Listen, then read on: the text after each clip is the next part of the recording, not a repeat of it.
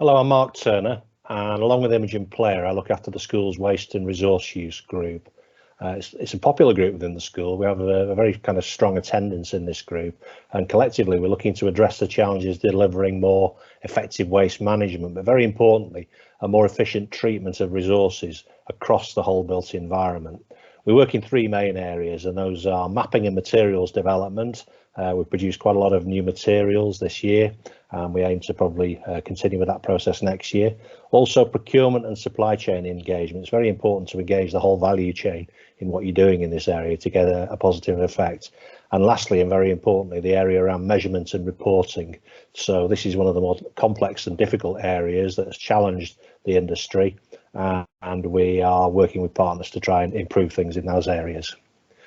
Just thinking about some of the things we've got on our hit list for the next year. A lot of these build, and I'm only going to touch on a few of these here because you can see them in front of you, but lots of the things we've been working on already. So we will be continuing to inform all of the school's members and partners around policy and legislative changes.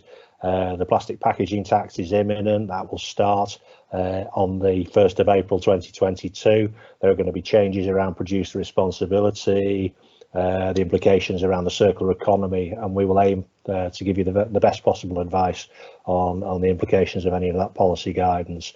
We're also going to be focusing on designing out waste. The earlier you can get engaged, the better when it comes to reducing waste. So we intend to kind of build on work that we've done already with many of our school partners and take that forward through the following year. The same goes for packaging. We've begun this year doing a lot of research around packaging, working with house building sector, and there seems to be an ambition to widen that out, take it further, look at other parts of the built environment, maybe infrastructure fit out, M&E, and think about events and practical guidance and actual practical things we can do to improve the situation. There is too much packaging coming onto our sites, and we need to change that collectively. There's also a strong thirst to look at the impacts of waste and how that relates to the construction project's life cycle. So we will focus into that area as well.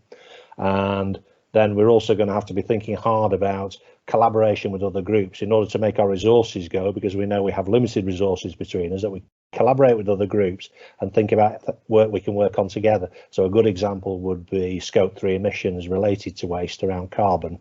There's also a tremendous opportunity around social value to consider in the waste and recycling supply chain. So that's another kind of tie across the actions of the school and its approach. So I hope that's of interest to you. And if you need to be in touch on about anything at all, please contact Imogen or myself. You have our email details on the previous slide. Thank you.